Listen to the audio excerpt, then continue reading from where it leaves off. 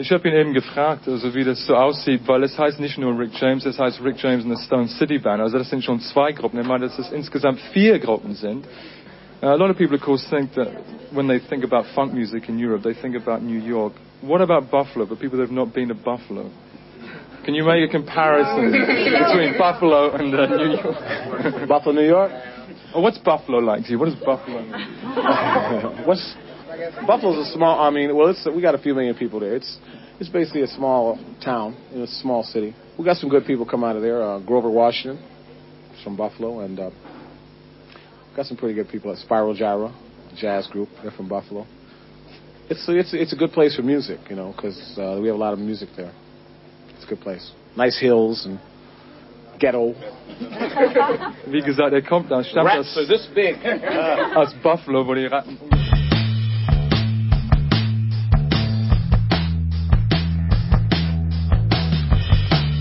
Wait till you guys see my new setup.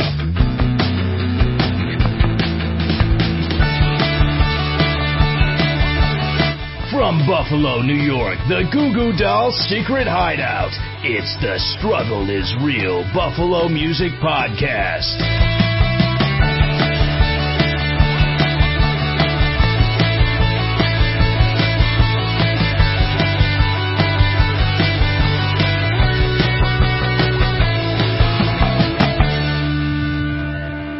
Welcome to the Struggle is Real podcast. I'm Ryan Garnett. I'm Dennis Reed. How's it going, Dennis? Here for another episode, our final episode of Season 1 of the first group of episodes we set out these many months ago to record. So, yeah, we recorded them all back in June and July. Right, of 2017. Yes, we're in 2018 now. And we've just been slowly releasing them and working on the intros. So this is our first clump, our first chunk of the experiment. Yep. So, but next season's going to be exciting. We're doing a new turnaround where you're going to be able to hear an interview within, a few weeks of it actually happening and not 6 months later when it's not relevant anymore. Yeah, I'm doing a good job of hyping this episode, clearly. We had an efficiency expert in. So yeah, we got like an awesome lineup of guests coming up. We have Ken from Outer Limits Recording Studio. Indeed. Allison Pipitone is going to be joining us at some point in the coming months. We're bringing in Sam Marabella, who used to own Broadway Joe's and now runs Boulevard Music along with Joe Childs. And hopefully a lot more really interesting guests coming up. Yep, yeah, lots of stuff. That's just a few of the. Yeah, that's we're not going to blow it all right now. We've got to keep you coming back for something. Yeah. So will we suffer a sophomore jinx? I don't think so. What do you think? Can it get any worse? Second season. Well, I think we bottomed out. I think this episode coming up here, we're about to bottom out. We're about to hit the bottom? Yeah, but we are going to learn some things in this episode. And in this episode, we're actually going to have our good friend and common-law wife, about the amount of time we spent rehearsing with him, Joe Iannello is joining us for this episode. Is it pronounced Iannello? I believe it is Iannello, actually. I know, I said it's spelled with an I, but it's some Italian shit. I've known him for like 2 years, and I said Iannello the whole time. And it's a testament to Joe's confidence in himself that he hasn't thrashed you and stabbed you where you stood. I think I'm just going to keep saying Iannello. He's not going to give you a hard time. He's pretty mellow. Excellent. So, in this episode, we learned that if you've got a band fight with your drummer and singer, the thing you should do is absolutely nothing. Just let it happen. Let that shit play out. Because the stories will last forever, and the wounds will heal. Joe will tell us what each of his 5 distortion pedals does. We'll learn that a blow to the head might put more pep into your dancing. In some cases, it improves your dancing. And we're going to learn Joe's ex-drummer's very interesting way of booking gigs, straight out of the Blues Brothers playbook. It's a great story. Joe had a lot of good stories. The kind of thing you don't believe is real, but it's absolutely real. So we've been busy out running around promoting this podcast. Yep, gallivanting. We had the great pleasure to sit down and hang out with the dudes from the Not Too Much podcast. Yep, Scott and Eric, they were calling him Bub. And Ho. Bub, that was Scott's name? Yeah, no, that was Eric's name. So we went on location, actually, to go record with them at a really nice, Buffalo Lower it was a apartment. Cool place. Yeah, with all the awesome Buffalo woodwork. As soon as we got in there, I knew that we were going to have some fun, because in the living room, they had like a big TV set up, like the PlayStation or whatever was there. And then they had those awesome cartoons and posters on the wall. One of them was like a parody of The Room. Oh, no, it was a graphic, almost like a graphic novel rendition of The Room. Yeah, that wasn't parody. That was actual lines of dialogue that were in there. Right. Okay, but so it was a promotional poster. But it wasn't the movie The Room. It was a promotional poster for when it played at the North Park Theater. Okay, so some artist did prints and probably sold them at the merch table, along with whatever Tommy Wiseau has to sell. Yeah, underwear, jeans. I was actually So American jeans. So they took us down into their recording studio, which I had a name for. It was something like the doll room or something, or the doll house. There were creepy dolls in it. Yeah, there were a bunch of creepy dolls, and they stared at us. Like, I noticed them constantly. Every so often in the interview, I'd just kind of look up, and it was like either Eric was in front of me, or like on both sides of him, there were just like these tons of creepy dolls just staring me right in the face. I think there were 3 of them were supposed to be magi, I believe, because there were 3 that kind of looked like wizened and Christian, but I don't know what the heck the rest of it was. Yeah, it was pretty nuts. Yeah, but that was a marathon session. Yes, we interviewed with them for about 2.5 hours. For 2.5 hours we sat there. We encourage you to go. Is it nottoomuchpodcast.com? Yes, is that it where is. cool. And then Not Too Much Podcast on Facebook will work as well. Yeah. They had us down there for 2.5 hours, and during that time, every time I look over to my right, I guess it's not Bub, but would you say Ho? Ho was plying me with beers the entire night, and I think I drank 5 beers. That sounds about right. Yeah, and they were like these like IPA, like, double IPA, like citrus infused, like really wild. And I gotta say, it's probably entertaining to go listen to that podcast, because I said some things I don't really even want to remember. Like, the next day I woke up, and, the first thing you usually feel, like, after you've been drinking for the night, is you get that hangover feel, you kind of feel your bloodstream polluted a little bit. I did feel like shit the next day. Yeah. And I didn't even drink. Yeah. Well, it was probably just the alcohol vapors in the air from sitting down there in the proximity. But then immediately after that, I felt another familiar feeling, shame, at the things that I'd said the night before. So I won't get into all of it. You'll have to listen to the podcast, and this part might have been cut out, but I know at one point after you guys left, actually, Ryan and the Shadow Minion left, and I was still there sitting with those dudes, and they were still giving me beers.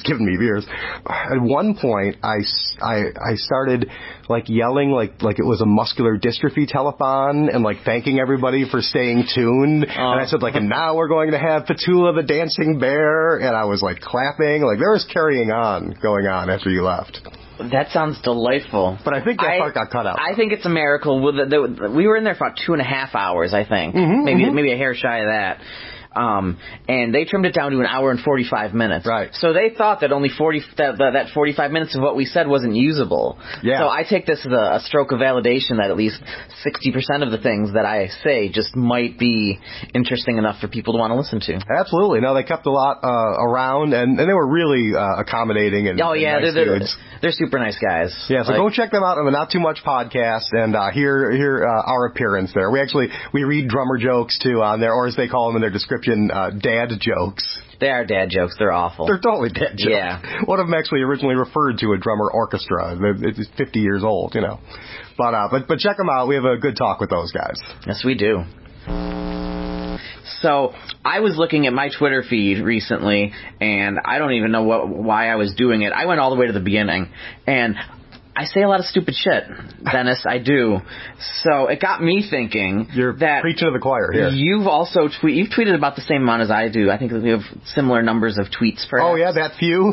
You're not a big tweeter either. No. Well, but not for long. Like okay. I've gotten in and out a little bit, but now make sure I do it regularly. Okay. And so I assumed that we had tons of stuff that you might not remember saying. Okay. So for this on my next Twitter. segment, yes, on your Twitter. Yeah. So for this next segment, I took quotes by Lou Reed, and I took Twitter tweets. Mm-hmm. I took tweets from Dennis, and Dennis has to remember if he tweeted this or if it's something that Lou Reed said. So you're going to read some statements, and these are things that I tweeted, or it's a quote from the inimitable legend Velvet Underground frontman Lou Reed. Yes. All right, exactly. let's play the game. All right, cue the music.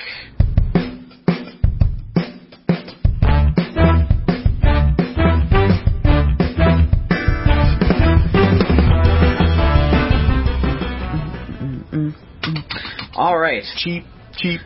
Unlicensed music. Cheap. 1 chord is fine. 2 chords are pushing it. 3 chords and you're into jazz. I completely agree with that sentiment, but I believe it originates with Lou Reed. You are correct. Yes. That really, that kind of sums up Lou's approach. Yeah, I think that's fantastic. All right, number 2. If you don't like the weather, wait a few minutes. There'll be a shooting to distract you. I believe that is the trenchant, savage wit of Dennis Reed Jr. Oh, you are correct. All right. See, we don't banish the elderly from television and ostracize them from our lives. We love Betty White. Okay. I can't see Lou Reed wasting his time talking about Betty White, so I'm going to say that's something I said. I think that's my favorite one of your tweets. That's very snarky. That sounds like me. All right. There's a bit of magic in everything, and some lost to even things out. And some lost to even things out. Yes. So that is a very that's a kind of Buddhist approach, I'd say. It's a sort of yin and yang. It's kind of a Tao.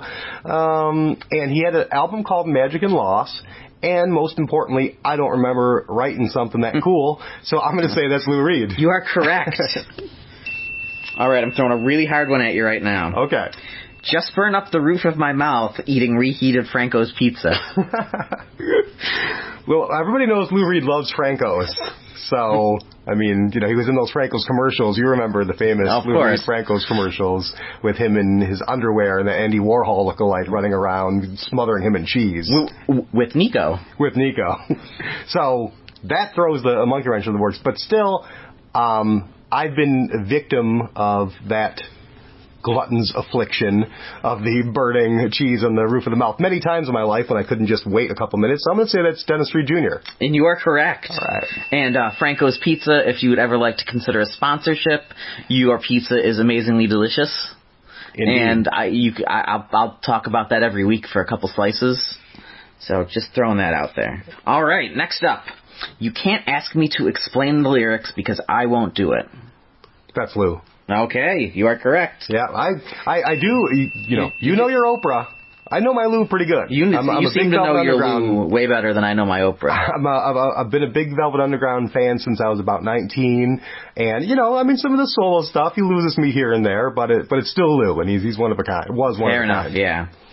All right, talk to the fist. Talk to the fist. Talk to the fist. Now, is that taken from a tweet or a quote? Well, I guess you can't really answer me without blowing it, because I don't remember just saying that, but I could imagine myself saying that in the context of something else. But Lou Reed, was he that much of a brawler, though? Goodness. Are you that much of a brawler? No, but I am that much of a poser. Okay. I am that much of a I pretend to be tough. Internet tough guy, Yeah, of course. So I'm going to say that's Lou Reed. No. Oh. That is you, Dennis Reed Jr. I will tell you that I think for maybe 1 or 2 of the tweets, I may have taken a segment out and shortened it. Okay, you can take it out of the tweet. They will all make sense. I'm pretty sure that one just said talk to the fist, though. Instead of talk to the hand. Everybody's talk to the hand, talk to the hand. This was motherfuckers. Oh, no, I know. Talk to the fist. I knew where you were going with that. Okay, good, because I don't. You wanted to kick some ass. That's perfectly fine. I wanted to kick some internet ass. Oh. All right. Somebody type at me. Come on. Type back. Come on. Dude, don't say that. My email just exploded a couple hours ago. All right. I'm an artist, and that means I can be as egotistical as I want to be. Now, I live that, but I don't believe I said it, so I'm going to say Lou Reed. You are correct. Yes. All right. Sometimes it only takes one to tango. So I'm going to say that's Dennis Reed. You are correct. All right. I know my weaknesses. You know what you've said. All right. That's right. You remember writing things just a few years ago. It was 7 or 8 years ago. Okay. All right. Hey, all right. I didn't take anything from past 2012. I think I tried to keep this old. Next one. I think that everything happens for a reason. Everything happens when it's going to happen. Ooh. Geez, now that's got the thing where it's a play off of an axiom, I guess, a phrase. And also, as all of the listeners of this podcast are well aware because they're rabid The Lady or the Tiger fans, our EP has a song called Everything Happens for a Reason on it. So, but did I say that? I think that's Lou, though. You are correct. All right. Lou Reed. All right. We speak your name. Next up. Millions of gallons of noxious material mysteriously disappeared from the Gulf. A few months later, the McRib is back. That is one of my most cherished tweets. Rightly so. It is excellent. Thank you. I was hoping for more embarrassing stuff, you're like, no one's ever going to be better than Creed. I couldn't find a single. I was looking for more embarrassing stuff. Yeah. But these are still some. Show me somebody handsomer than Fred Durst. These are nuggets of wisdom that I think we should all be taking in. All right. So that's good. We're getting them out here. Eggs and toast. You never disappoint. Ooh, that's. I love breakfast so much, and before I had a heart attack 2 years ago, and had to basically go on a shitty diet and can't eat anything that brings me any joy or relief from the horrible crushing indifference of the cosmos. All the KFC goes to me. Yeah, more KFC for you. Yeah, so that was the old me, the happy me, the cholesterol suffused me. Yeah. Damn. Sadly, you are correct. I am correct. What's all this clamor for never-ending economic growth? What about sustainability? In some quarters, limitless growth is known as cancer. That is Dennis Reed Jr. Copyright 2005. I like that. We're going to put that on a really big T-shirt. Really massive bumper stickers. Yeah, it's more of a bumper. It'll go around the sides a little bit. Yeah, like a bra. Maybe one of those car bras. Now we're thinking. We're getting somewhere. Car bras. That's where the money is, folks. You heard it here first. I can create a vibe without saying anything, just by being in the room. Now, that could be me being sarcastic about my complete lack of presence in a room or on a stage or anywhere. So but I don't think it was. I'm going to say that I think that it's Lou actually being sincere about himself and his magic. You are correct. All right. One of my rules is never listen to your old stuff.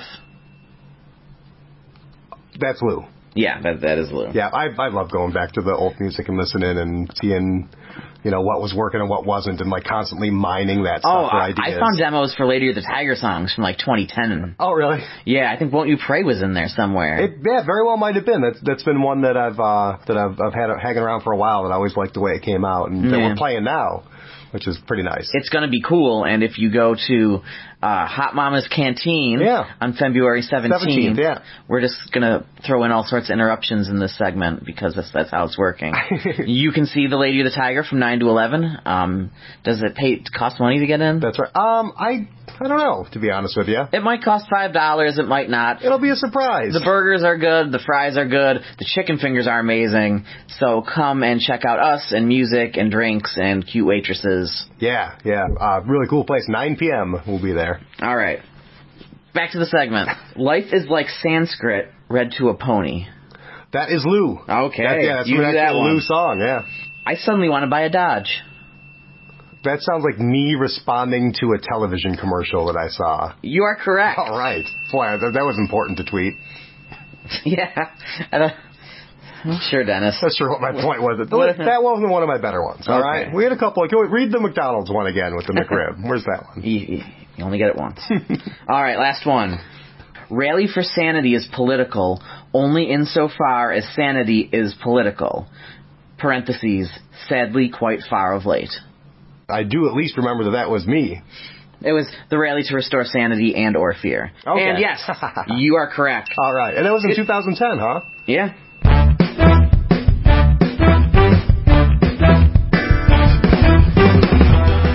All right, so next up we are going to have an interview with our dear friend Joe Iannello. Yes, or Joe Iannello. Oh, God damn it. However you want to say it. No, I don't. Joe's cool. It's been too long. It's stuck. It's his fault. He should have corrected me. That's his fault. He had a chance. Exactly. All right, we'll be right back on allwnyradio.com.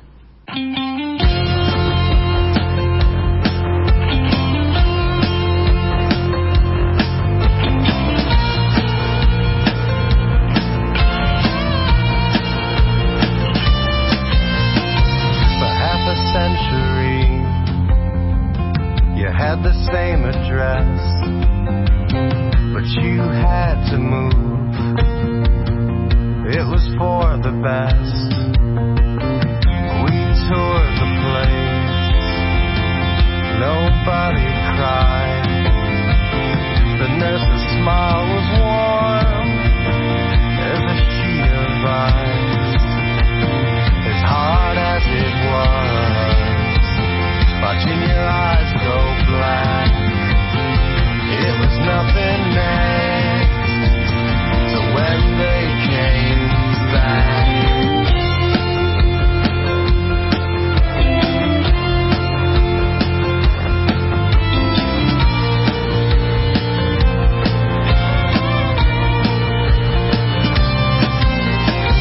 The gambit was up. In strode the police to drag you further from the beaches of your dreams. Seemed like a decent place, I guess, to get some reading done. If you weren't too sick, if you could stay up. I only had one thing I had to keep inside. I had 1,000 days, still couldn't get it right.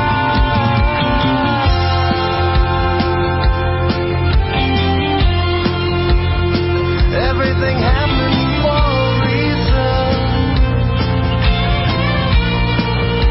There's a reason they say.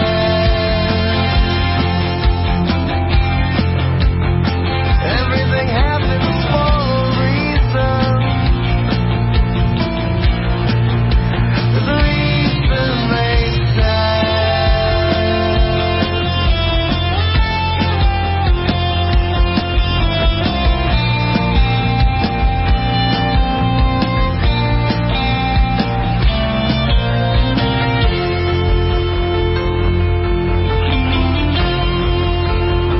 Everything happens for a reason.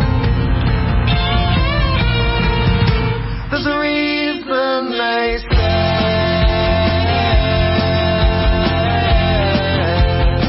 Everything happens for a reason. But how do you know that reason?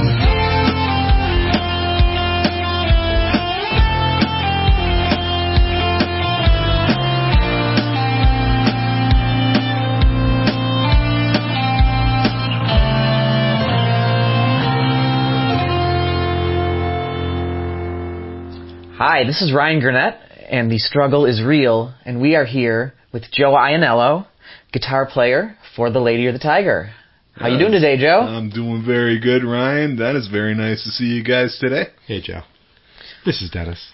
Hi, Dennis. Oh, yeah, Dennis is here, too. You remember me from practice.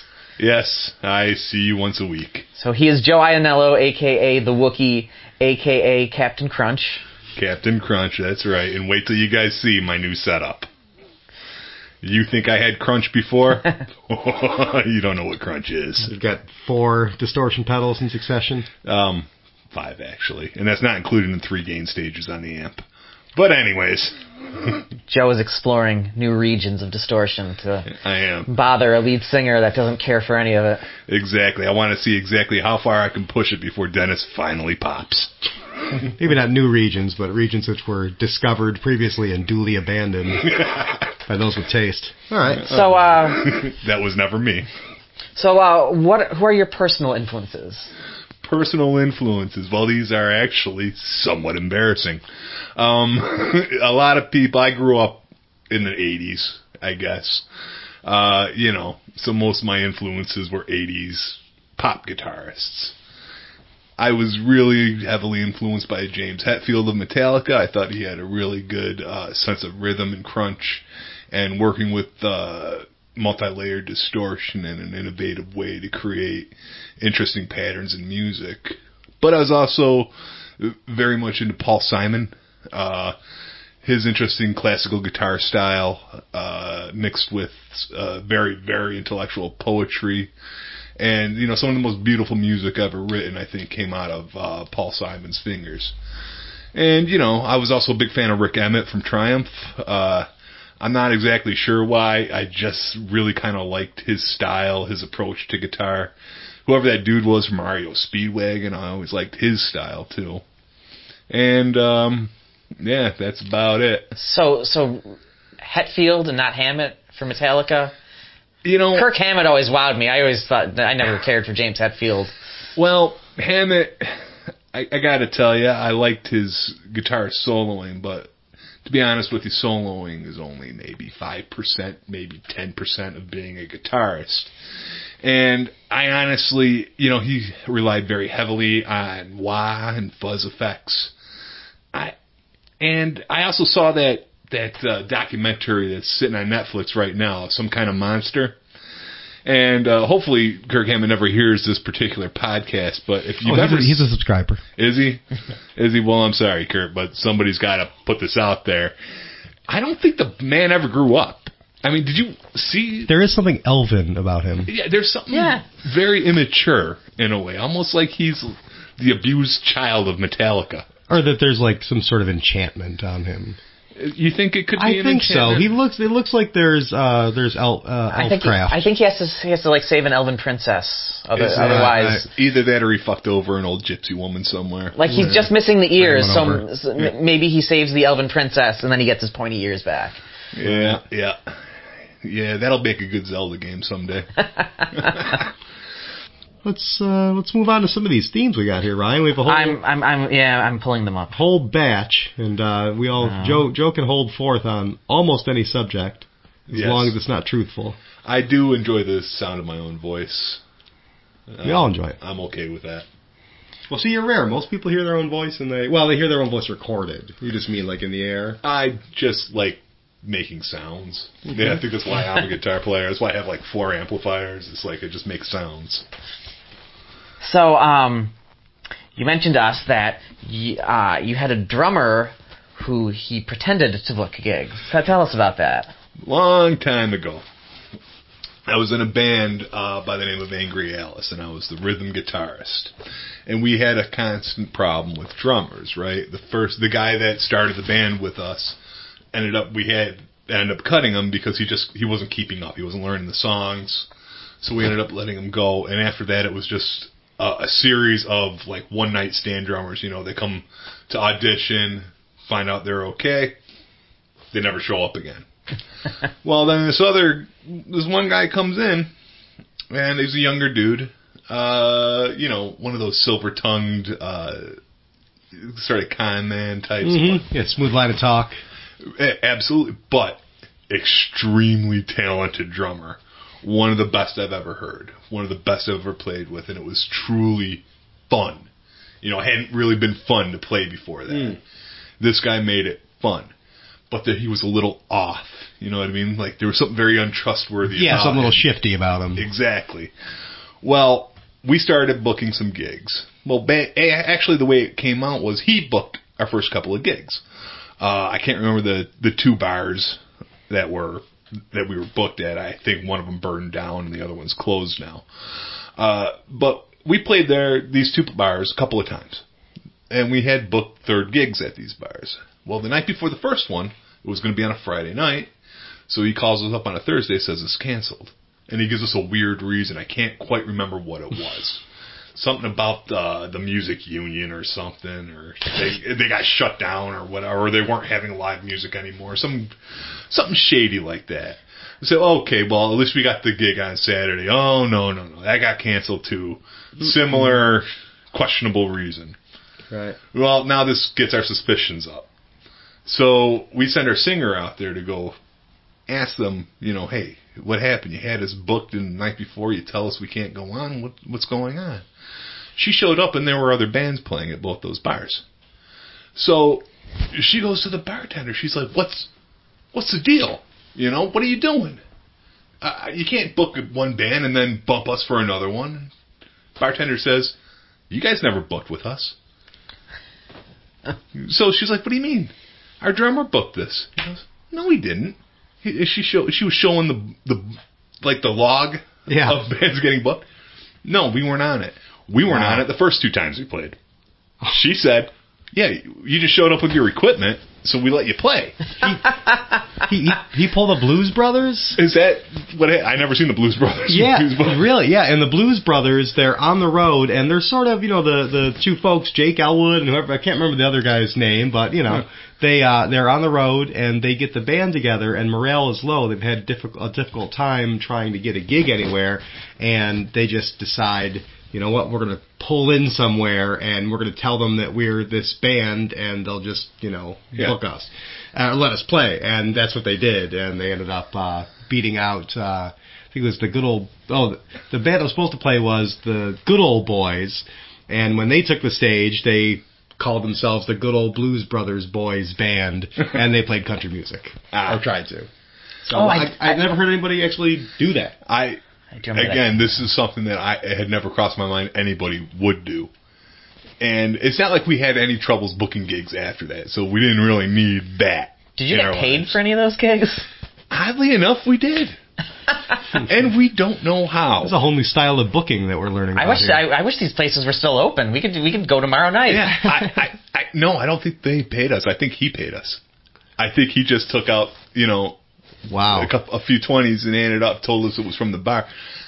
Again, I'm getting all this secondhand information, but this is how I had to fire the guy. That's so bizarre. Now, what would be in it for him to do this? Yeah, did you ever get an explanation? No, I didn't really want one at that point. I was kind of done with the whole thing. I would want an explanation. That would drive me crazy. There was a constant issue between him and the lead guitarist. The lead guitarist was a corrections officer, and he had learned some things about our new drummer, and knows I'm not naming any names because I never verified. You mean he did like a background check on? No, but it was a small town. Okay, just people knew talking. each other. Yeah, and he had a reputation, I guess, for being somewhat of a swindler. However, he also had a reputation for being an incredibly talented drummer. Right. Well, when you're a corrections officer, that it puts you in a odd position because you can't be around somebody who might do something illegal that can prejudice you in your job. So it was always a high tension thing between the two of them, and I think he was booking or pretending to book those gigs to make him more valuable to us. Right. And on the one hand, what a sad man. Well, a sad story. It is a sad story. I don't want to say a sad man because he didn't strike me as sad at all. Okay. He struck me as being a perfectly happy guy. Just maybe not the most honest. Yeah. And I will give him credit for one thing. The first gig that he pretended to book at that bar that it's burned down now, that was the first time I ever played in front of people. Oh, wow. In a bar. Cool. And he was awesome to play with. He was an amazing drummer, and we played an amazing set, So, Dennis, yeah, I think we should write a song about a drummer who plans fake shows for his band and cancels them. I think we need to fill in the blanks of this story with our own beliefs. I like it. Yeah, well, it's one of those things I don't like to think about too much, because it was, I had, that band was a high drama, high pressure band. It ended up breaking up not maybe a year after that entire incident. And, we luckily were mature enough that we broke up before we broke up. You know what I mean? Mm-hmm. We broke up, still friends. We still talk to each other. Yeah, it didn't turn personal and nasty. Yeah, exactly. It didn't get nasty. We were smart enough to get out before that. We could all kind of feel it happening. That is rare. It is rare, but I do tend to have a sixth sense about those things. My next band was based out of Lindenville, Medina, that area. It was called Your Loving Ex. And that was another high-pressure band. We're talking about one that gig 2, 3, 4 times a month sometimes. Wrote it our own sound system, wrote it our own light show. Hell, we wrote it our own stage a lot of the time. We had a stage we could store and build, pull out, take somewhere. And that was, at the time I was working 80 hours a week easily at my job. And doing, we were doing 12-hour gigs. You'd show up at 2 in the afternoon to set up before the bar was crowded. And then you're not done until like 4 in the morning packing up. Yeah. I lived that lifestyle briefly, never again. Oh, dude. My God. You get paid like $80 for those nights half the time, too. Yeah, it was nowhere near enough money for the amount of work we were doing, but we were a pretty good band, It was the first time I got a chance to play lead guitar. And, one day, I think this was the moment that finally broke me in this band, is we had a chance to play a party. We were paid, I think it was $400 to do this gig out in a field in the middle, literally of nowhere. I couldn't find this place again if I tried. I'd never been there before in my life. And it was, out there. Like, Deliverance out there. And, we had a horse trailer that carried all of our equipment in. And this thing, we had packed it from the floor to the ceiling, from the door to the back. It was packed. Thousands and thousands of pounds we loaded into this thing. And Where'd you get the horse trailer from? One of them already had it, I think. Living out in that area, exactly. The Batavia area, horse trailers pretty much de rigueur. Well, especially the Lindenville area, there's a lot of ranches and farms out there, so there's always a used horse trailer around for sale. And it's just a matter of finding one that doesn't smell so bad. And so we got it and cleaned it out, sniffed it, cleaned it out again, sniffed it, cleaned it out again, and then finally it was okay for us to put equipment in. We put all the equipment in, and our drummer had to drive, his truck with the trailer on it, which was not easy because, again, this thing is loaded with thousands and thousands and thousands of pounds. And so it's swaying back and forth. And there's narrow roads here and there. We got lost at one point and he had to do like a 75-point turn to turn around. Was this before GPS? Yes. Yeah. So what'd you just have, like a regular print map? Yeah, pretty much. I think we had, I know where we're going. Verbal instructions. We had somebody saying, I know where it is. And that, I think, was our GPS. And so, this poor guy, he had to drive this thing out, all the way out there. We drive it out, and of course we have to park on the road and carry thousands and thousands of pounds into the field, right? We set up a stage. We set up the sound system. We set up our amps. We set up a tent. We set up a light show. It took hours to set this up. And as we're setting it up, we're looking in the distance. There's a big black cloud coming. And we're like, the weather guy said it wasn't going to rain. Well, the minute we had everything set up, we played, I think, the first note of the first song. And there comes the thunder. There comes the lightning. There comes the rain. We had to tear the whole thing down right then and there because it was rain coming in sideways. The tent wasn't helping it. And, you're dealing with the $75,000 sound system. You're not going to risk it. Oh, my goodness. We had to pack the whole thing back into that trailer and drive it back to Lynn. It was like an hour-and-a-half drive. Our drummer, I swear this man grew horns and fangs. He was ready to kill all of us. I don't know why he was mad at us. He should have just been mad at whoever booked it, or whoever the madman is that controls the weather. Yeah. But God, oh my! And at that point, I realized I think this man might be insane. But this is a different drummer. Yeah, it's the group afterwards. Yeah, and he, again, another extremely talented drummer, and somebody I really do admire. Someone that I consider to be a very close friend, but he has a temper. And it's one of those tempers where it gets, like, scary. You know, drummers. The common theme that seems to be coming from a lot of the bands that I've been hearing from is some form of violence or another. Whether it's stuff happening at shows or stuff happening with promoters or like in-band fighting. Well, sit back and strap yourself in, son, because I got some stories to tell you. Whoa, let's go back to Angry Alice. We were playing a gig at the American Legion in Albion, New York, which is a pretty good gig. And it was one of the few times, like, it was late, I was tired, but I had just enough alcohol in me that I was having a good time. You know, we were all having a good time. None of us realized exactly how good of a time our singer was having. Now, she used to get real nervous before gigs, and she wouldn't eat. And she'd drink. So this was, let me back up. This was at, where? What was the thing? The American Legion. The American Legion. And so what, you set the scene of the crowd for us. Who's here? How many people? Oh, it's not a very big bar at all. Maybe 35, 40 people tops. Okay. Kind of indifferent you guys have been like being there and going on, or? A great time. We were finishing up the second set, going into the third set. Okay, so you had an engaged audience. We had a very engaged audience. You know, you could tell the bartender was giving us the nod and all that, you know, saying good job, you know. Well, we get back up for the third set, and our singer's nowhere to be found. And we're all like waiting, okay, calling Julie to the stage, you know, and God, I hope she doesn't hear this because she hates this story. But Julie, it was years ago. It was, and she apologized a million times. She was in the bathroom puking her guts out. Oh no, poor Julie. And then we were like, okay, well, wait till she gets it out of her system. You know, we'll go back on, you know, give her extra 10 minutes or whatever to relax. Well, she kept puking. And then she passed out. Oh no.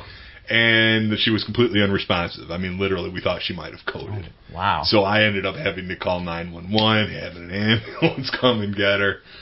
That's terrible. Yeah, exactly. Needless to say, we never got to play that bar again. But oh, really? They were just like, you know, even though you wowed them for 2 sets and you got a thumbs up from the waitress and everything. Actually, I think we were a little too embarrassed to ever ask to play there. Yeah, I don't blame you.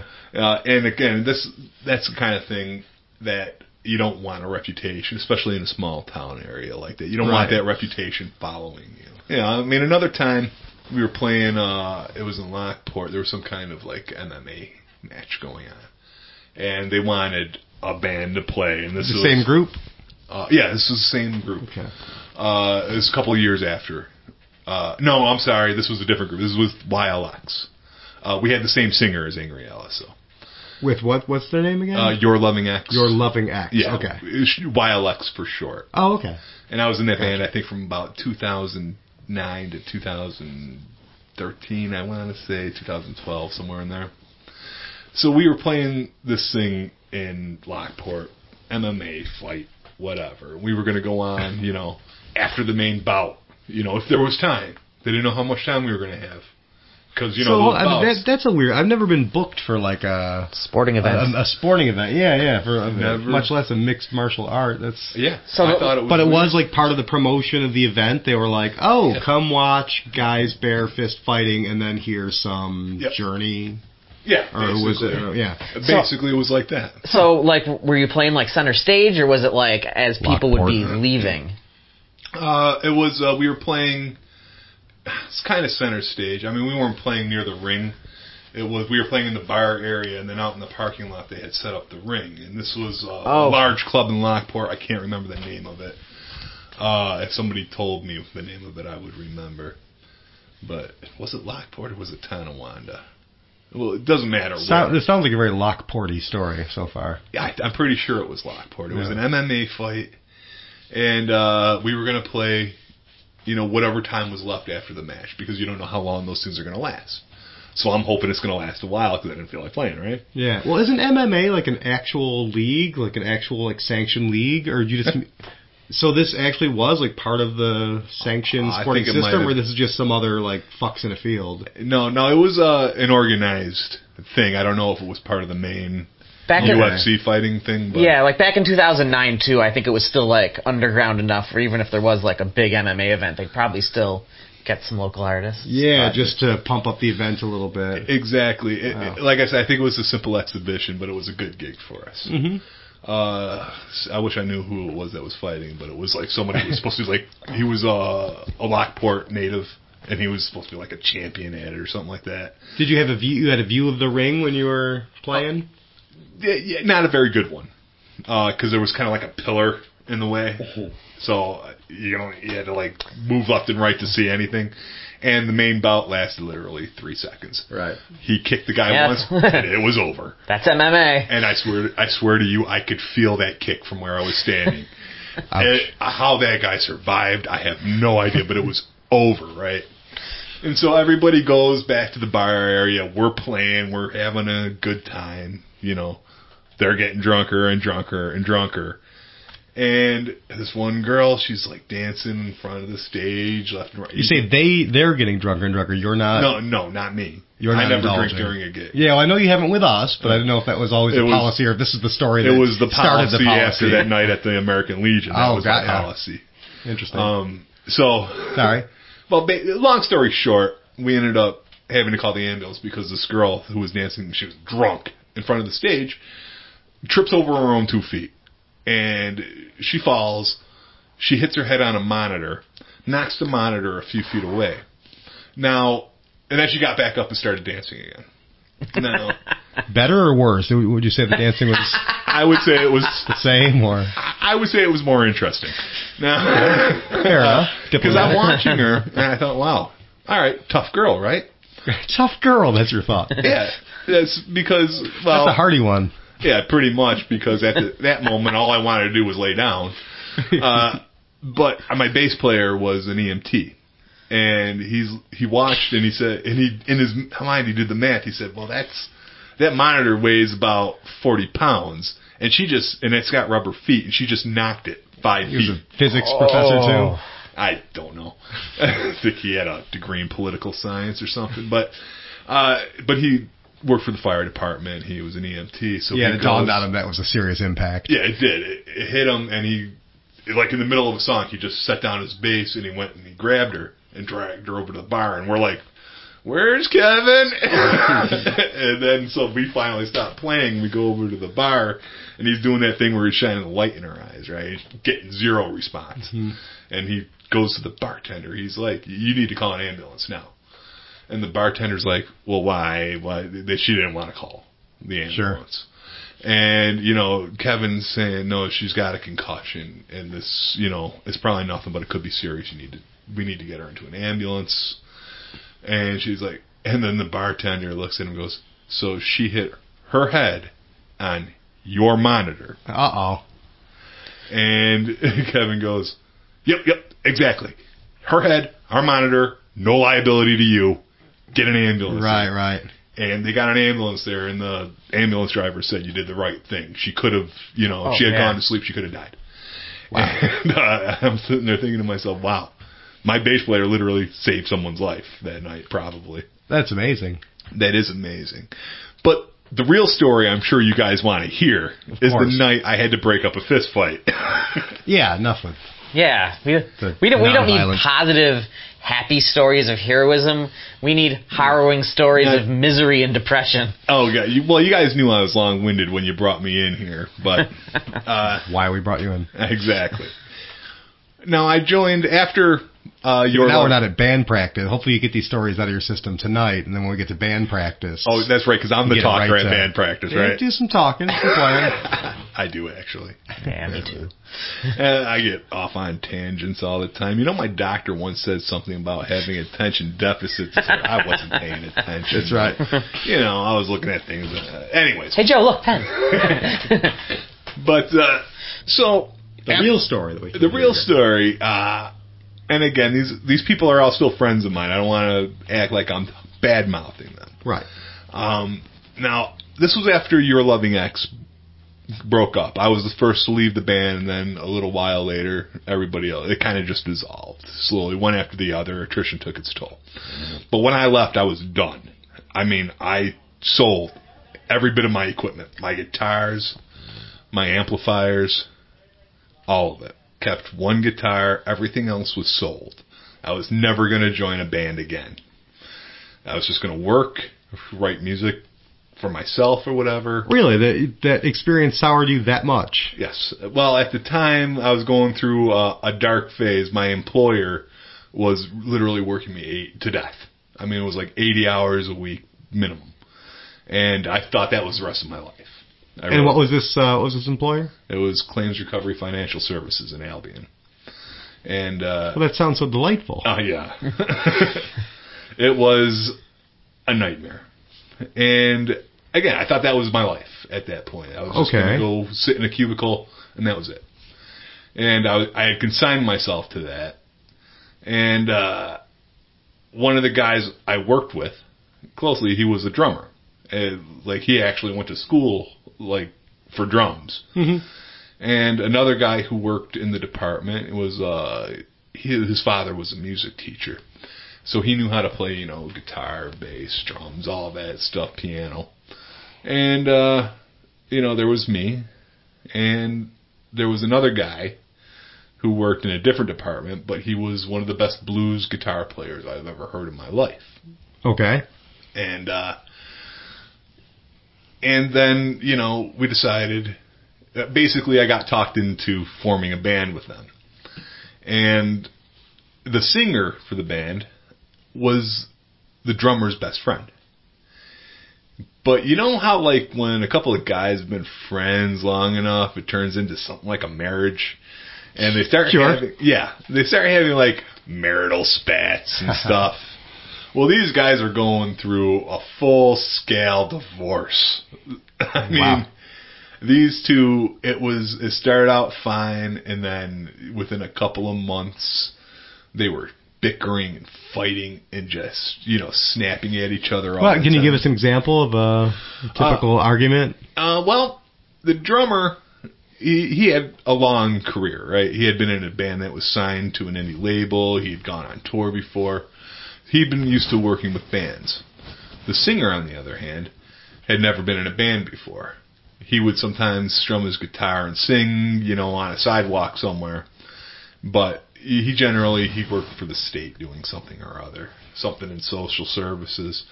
And so basically he had never been in a band before. He didn't realize the amount of work and responsibility that it can be. And so, you know, he'd get up on stage a lot of the times and he could sing real good, but his repertoire with the crowd was very iffy. He'd say the wrong thing, maybe say something offensive. Repartee, I believe you mean. Repartee? Repartee. Oui. Really? That's where we're going with this? Sorry.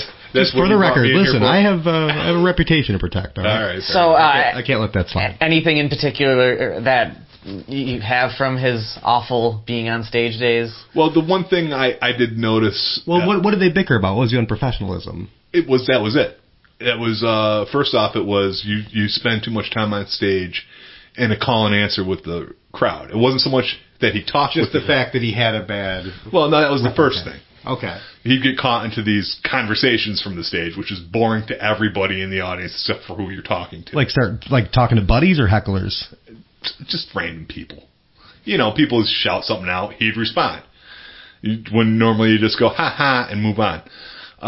Then after that, it was you were drinking too much during the gig, you were off time, you were off key, blah, blah, blah, you were forgetting your lyrics. Those little things. Yeah, little things like that. Details. Or, well, you disappeared before the gig, you didn't help us set up, you didn't help us tear down. Just all valid. Yeah. All of these were valid. All clear violations of band code. Exactly. I mean, the most important thing your bandmate's ever going to do is help you carry your stuff. Absolutely. And amen. You know, the drummer would accuse the singer of drinking too much. The singer would accuse the drummer of, you know, being unreasonable and, you know, basically saying I wasn't drinking and all that when clearly he was. Well, this all came to a head one night before a pretty big gig of ours, right? We were going to play the St. Mary's Club in Albion, which is a pretty good-sized club. And it's one of those places where if you do good, you get steady gigs there. and they're fun gigs, right? You know, they feed you, they give you beer, they treat you well, plenty of stage room, all that stuff. They're always having events. Well, Nice. we're about to play. This is a pretty important gig to us, and it's the night before the gig, and we're in rehearsal, and we take a little break, and I go outside with the other guitar player, and I smoke a cigarette. When I come back in, the drummer and the singer are arguing about his stage conduct. Going back and forth with it. And all of a sudden it starts getting into stuff like, well, this happened 5 years ago. This happened 3 years ago. Well, you said this, back then, and you said this. Basically, they're not fighting about what they're fighting about. They're fighting about things like, you don't respect me. You don't care about my feelings. It's basically a lover's quarrel between two dudes. It's really, and I don't mean to sound like I'm bad-mouthing them, even though I totally am. But this is something that happens. I have these kind of small... I think we've all been there. Yeah, we've all been there. So just to foreshadow what we all know is coming from the story, and the theme from this episode probably, are these guys like the same size? Is one like a big dude or one a little dude? Because that does make a difference. I don't quite remember. I think they were roughly the same size. Okay. But the singer was like 10 or 15 years older. Okay. All right. So he was probably closer to 50, and the drummer was a couple of years younger than me. So he was like probably 30. So the singer was 30. probably resentful that the drummer was always like telling him what to do. You think this young probably, punk? Well, the drummer I do have to say felt like he had to be in control of everything. Yeah, and he had more professional experience. He had more professional experience, but the thing was I had just as much professional experience. I'd never been on tour or signed, but I had done something like 300 gigs at that point, so it wasn't like anything I said didn't have some kind of weight or merit behind it. And I'd cut my teeth, basically, and a lot of the times I felt like he didn't want to hear it. It was going to be his way. Right. Now, I'm okay with that. All right? I don't necessarily need to be in charge. I don't necessarily, as long as I can have my voice heard once in a while, I'm fine, right? I follow orders, I'm fine. You're part of a team. Sure. And I was okay with it. The singer really wasn't. Yeah. He was going to do things his way. He didn't want to be, sometimes you have to take the criticism, right? Mm-hmm. And he didn't want to take the criticism. I don't think no singer is good at taking criticism. And it's not that he didn't try, and it's not that he wasn't a good singer, because he was. He was a great singer. He did try. He wasn't ready. He wasn't ready, and I tried to tell the drummer this. I said... He wasn't ready at 50? No. Oh, okay. He wasn't ready. Is he ready today, you think? No. Okay. No, I don't think he would ever be ready. I don't think it really was something for him.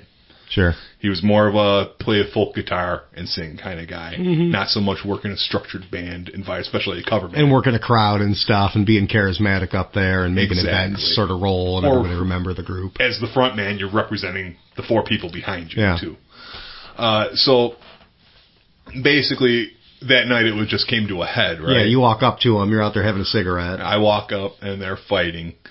And it's like one of those things where I'm trying to... disarm it, because I can tell it's getting really heated, and I'm trying to mediate, and neither one of them wants. They're just done. They're just, take your stuff and get out, that kind of crap.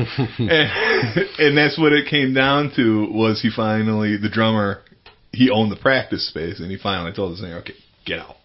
Get out, I don't want you here anymore. This was the night before the gig you guys were rehearsing, night before a gig, right? Yeah. And we're halfway through practice. Oh. And so, the singer, he's like, all right. And he muttered something on his way out. Something like, why do you have to be such an ass? That was apparently the straw that broke the camel's back. Yeah. Because the drummer goes running outside after him in the parking lot, and they are squared off. And I'm like looking at the other three members of the band. Wow. Going, somebody gonna do something? No, it's me. I gotta do this. So I did. I run outside. And I get between the two of them, and I got a hand on each of them at that point. I'm like, enough. All right? Yeah. You'd think two grown men, one that's 35, one that's 50, would take that as, oh my God, what are we doing? Right? Snap out of it. Yeah, these aren't 15-year-old, 20-year-old kids. Exactly. These are people that are not supposed to be so full of testosterone that they cannot turn it off when need be. It wasn't. I literally was pushing them apart until I told the drummer, I will call the police right now, and that was his property, and that's what he said. He said, "This is my property," and I said, "Yeah," and I'm going to call the cops. Yeah. And he finally was like, "Whatever." And he said, "Everybody go. I'll clean up." So nobody actually got any punches in? Nothing Nobody landed? got punches in. I got out there in time. I think it sounds like the opposite, Joe. I think you got in there too early. I think a lead singer, and especially lead singer and drummer, I mean, those are probably the two craziest people in the band typically. That'd be a great fight. That's like a girl fight. Like, you don't break that up. You see what happens first. I really, at that point, there was a part of me that was like, you know what? You dragged. I was done. I was out, and you dragged me back in. And when we started, they were like, "Yeah, we're gonna be the band with no drama, man. No drama at all, ever." And it was the most drama I have ever seen in my life. And I literally walked around going, "Why did I think 5 grown men could act like 5 grown men?" Because it didn't. It just seemed like an impossibility. I mean, I had to fire the other guitarist because his wife was showing up drunk to every gig, and bars were like, "If she's going to be there, you're not playing." Oh, wow. So I had to fire him because he couldn't get her to stay home. Either he brought her or she'd get liquored up and drive herself. And he was like, "There's nothing I can do," so I had to fire him. And then, this thing with the drummer between the two of them, and it was the night before, again, this gig, right? So I go home. I try and sleep. It's Friday night. I show up at St. Mary's Club like, I don't know what's going to happen. Are they even going to show up? Are we playing the gig? I don't know. So I just showed up with my equipment. Sure enough, everybody showed up, and the two of them aren't talking.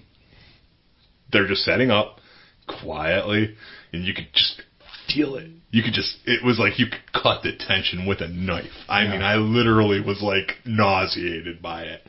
Because I'm like, I can't believe, I'm 37 years old, and I'm about to go up on stage after this shit. Well, we played 2 of the best sets of my life. I mean, that was the best. A lot of tension to feed the creativity. It's a Fleetwood Mac sort of situation. Right. It really was. I mean, literally, we had never, ever sounded that good before. We hit every note. Not one single mistake. Not one missed vocal cue. Nothing. Absolutely perfect. And I thought, okay, we made it. The healing can begin, right? Sure. How was the singer's stage banter, though? Was he on target that night? Perfect. Absolutely perfect. He led the crowd in some line dancing. Made us all proud. Nice. Did us all proud. I was like, And so I'm sitting there thinking, okay, now we can repair what happened. Mm-hmm. They'll work their stuff out. Yeah, okay, a couple of guys got into a fight or whatever. That's not water under the bridge with guys. Dudes do that. Yeah. Well, no, it wasn't over. Within a week, the next gig, you're drinking too much. Oh my God, with this again, I wasn't drinking. You're drinking too. You're embarrassing us. Oh, how could you say that to me? And it got to a point where, again, those jeans make you look fat. Yeah, pretty much. It was like, this gets catty. This gets really catty. This is the night that the band broke up. The singer wanted us to book a gig at, one of them, like, Eagle clubs or, like some fraternal order, VFW. Water Buffalo.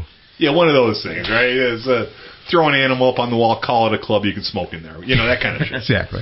And it was out by the women's prison in Albion. I always said we should book there. It increases my chances of getting laid. He wanted to do this gig, and it was going to be one of those, like a band showcase, right? We were going to be 3 bands. We invited 2 other bands. We were going to close the set, and 2 other bands were going to open it. And, we were going to take a percentage of the door, and the other bands were going to take a percentage of the door. We were providing sound. We provided the venue. We provided everything. There was a huge amount of setup involved, right? So, we had to set up tables.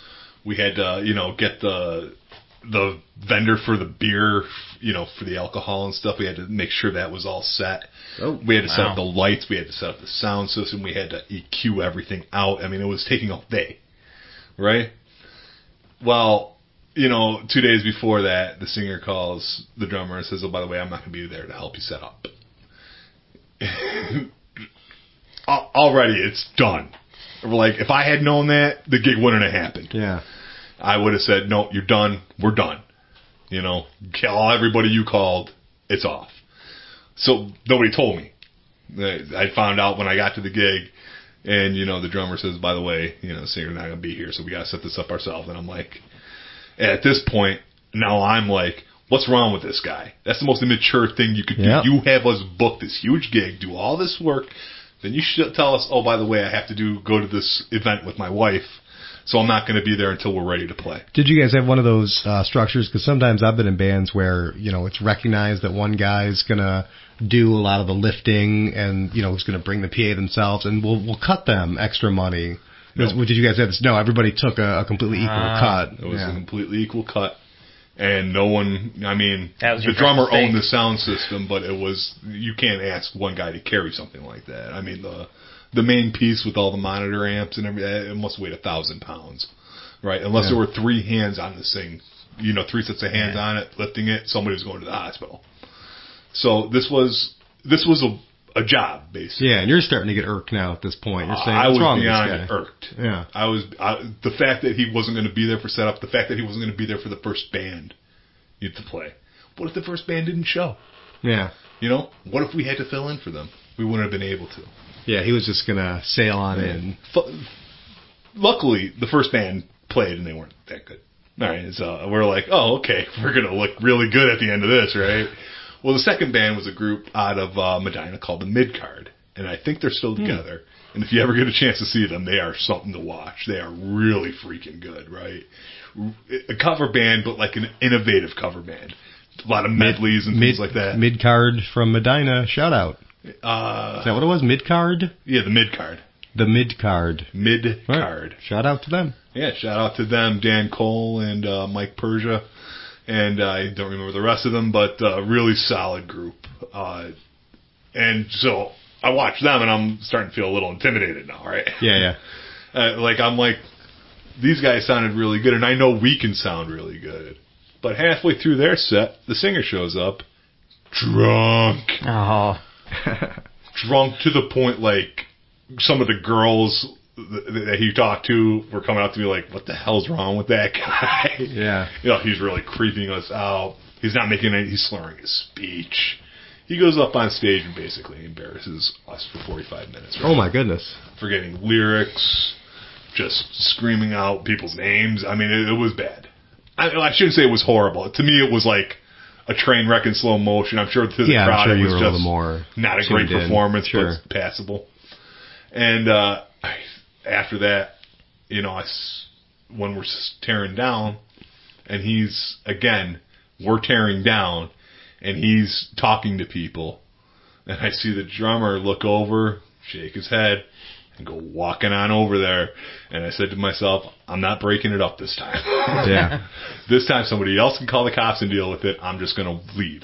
I'm going to grab my stuff, and I'm going to leave. Because you're figuring, that it's going to be real nasty, or that the band's just over and you don't want any more part of it? Or I thought they were going to fight. I thought there was going to be a fist fight. Sure, but why not deal with it this time when you had dealt with it previously? Because the first time I dealt with it, it was in service to a gig. Mm-hmm. It was, okay, we have to play this gig the next day. I need to break this up. But for them to continue to act that way, I was like, I'm not, I'm 37 now. I don't. Yeah, if this band self-destructs, let it be. Yeah, let it be. And, to the drummer's credit, he went over and he said, "Are you okay?" He said, "Oh, wow. You're acting odd. I just need to know you're all right." And of course, the singer's drunk, so he reacts with, "What's your problem?" Right. And then they get back and forth, and finally, finally the singer's just like, "I can't do this anymore. I'm sorry. I have to leave the band." The singer, you said? Yeah, the singer finally said, "I can't do this anymore. This is too much, drama and everything for me." But it was slurred. Yeah, pretty much. It was like one of those things where I'm the victim so I'm just going to leave. Right. And I'm sitting there thinking, man, you are so drunk right now. How can you possibly tell us you're not? Yeah. Right? And so at that point, we never booked another gig, right? And it was basically, that was our swan song. Mm-hmm. But I remember that was like, I wasn't ever going to join a band. They lure me in with, it's going to be the band with no drama. A bunch of other people in, you were in claims recovery? What was the... Claims recovery financial services. All of us worked there except for the singer. Yeah. And, you know... Why couldn't you guys have a softball team, like a normal company? Turns out they do, and I never knew about it. Oh, is that right? They didn't invite you to that. I was going to say, they just didn't tell Joe. They probably shouldn't have. I probably would have ruined it. They didn't tell me a lot of things there. But that was basically the story there. That was the last interaction I had with the band before joining the Lady Earth. Oh, are you still friends with any of those folks? You talk to any of them? Oh, I see them on Facebook or around. If I'm in Albion, say hi and all that. You know, I don't hold grudges against any of them because, again, I'm sure my conduct was questionable too. Next week we have the drummer. Actually, he's going to talk about you. Yeah, which is fine. He's perfectly willing to. And by the way, if anybody knows what I'm talking about, he is an amazing drummer. Oh, cool. He is a good man. So, Joe, what would you say is the moral of that story? The moral of that story, there is no moral. Okay. The moral of that story is don't go in expecting there not to be drama. Yeah. All right. I'm gonna approach you differently with this. There is a moral to the story, and that's let the singer and the drummer fight. Yes, the moral to the story because you would have missed that whole last embarrassing show. That would have been done with. Yeah. You would have a cool story about maybe someone losing a couple teeth. Exactly. You can't stop those fights. That's me and my big heart. That's really what it was. That's really what. I mean, by the end of this, I was drinking heavily. Right. Mm-hmm. I had gone from being 2 years sober to drinking like a fifth of vodka. Oh, even at the gig, violating the... No, never at a gig. Rule? Oh, okay. The Joe code. Never at a gig. It was like, you go home and drink. Yeah, okay, just at home by yourself in a closet like a normal person. Exactly. One of those things that says, hey, that man's having a healthy relationship with alcohol. He's a fully realized individual. And so, I mean, that's how... Doing schnapps with the vacuum cleaner. And it's one of those things where you go to work and you're still in it, because you work with these people too. Right. So it's like this sort of Damocles that's constantly hanging over your head. You don't poop where you eat. Exactly. That would be the moral of the story. Make sure you have distance. Make sure you have an escape plan. If the lady or the tiger decides to self-destruct, I have distance. I don't have to work with you guys. Yes, and then half of us will create the tiger or the lady. Exactly, and then we'll play a battle of the bands. I'm going to decide which one it's going to be. I'm going to be the lead singer of that band, Dennis. Okay, I'm sorry. That's fine. And I'll be the drummer of the other band. I don't know how to play drums, so I'm sure it'll work great. I'm going to hire our departed keyboard player. But that's my story. He moved out of state. And of course, I moved to Buffalo, answered a Craigslist ad. That's really, I don't know, Ryan, do you remember the night you called me to tell me I passed the audition? No, I don't. I do. It was Thanksgiving 2014, I think. Yeah. Yeah, sounds about right. It was Thanksgiving Day. You called me at like 5 o'clock. And, I had thought I didn't pass the audition, right? Because I knew you guys had a lot of guys coming in. I thought, what are the odds? Yeah. That none of them's going to be a better match than me. And it turns out pretty good. And you called me up. Ryan calls me up and he says, by the way, this is Ryan from the Lady Earth. I wanted to let you know. I thought he was calling to tell me we went with someone else, but he said, the gig is yours if you want it. And I don't know if you remember, but I hesitated big time because I almost said no. I don't remember that. I almost said no because I was afraid I was going right back into that. Well, into another dramatic situation. What's that? Into another dramatic situation. Oh, yeah. And luckily, it turned out to be the perfect fit for me because you guys is very much, it's been a pretty low-key group. Yeah. Low-key, intelligent, mature. Here and there. And so to apply this life lesson I'm giving you, if Dennis and I are about to get into a fist fight, watch it happen. We're both slightly disabled. Mm-hmm. And Ken How often are you going to see that? Are you kidding me? And we're both Hobbit size. I'm so gonna be filming it. Okay, see that. Selling it afterwards. And that's and correct. I'm not cutting you any royalties either. If the band stays together, we use it for promotion, and if it doesn't, Joe makes $1 million. I do. Yeah. Yeah. So there you have it, guys. Awesome. That's my story. That's how I came to be the lead guitarist of the Lady of the Tiger. Cool. Well, Joe, we could talk to you all night, I think. You got pretty close. Yeah, you got some great stories. We appreciate the time that you came and spent with us here. Thanks for joining us. And we'll see you at band practice tomorrow. This doesn't need to be too tearful of a goodbye. Absolutely. You guys will be witnessing me struggling to play a 6-string instrument for 2 hours tomorrow evening. Mostly while sitting down because my back is still killing me. All right. Well, hey, listen, rock and roll. Rock and roll. Rock and roll should be played sitting down. Rock and roll and arthritis, I guess. Yeah. It's like the Rolling Stones. Yeah, basically, man. Yeah, today. Yeah, of course, yeah. It's not the classic rock and roll. It's for dirty old men. All right. Thanks for coming in, Joe. Thanks, guys, for having me. It's been a pleasure.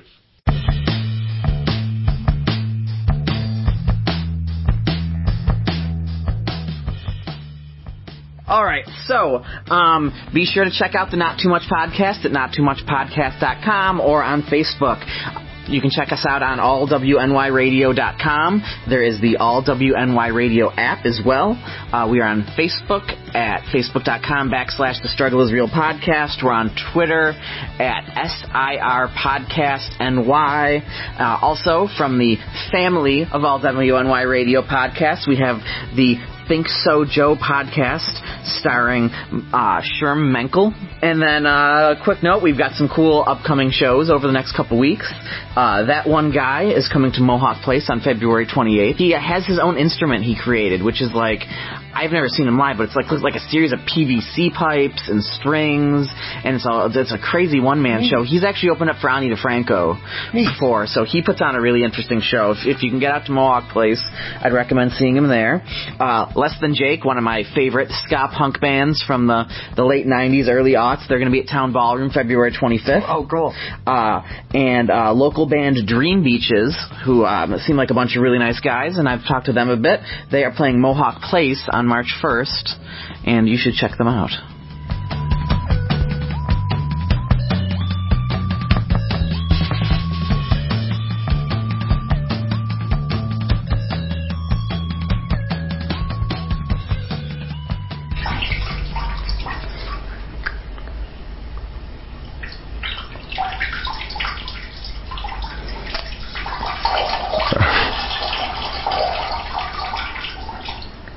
Ryan, your mic's on. Yeah, I figured. You're kind of okay with that.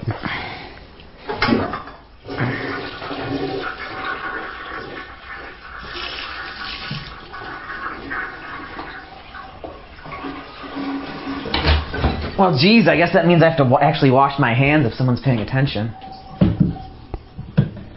I was listening. Yeah.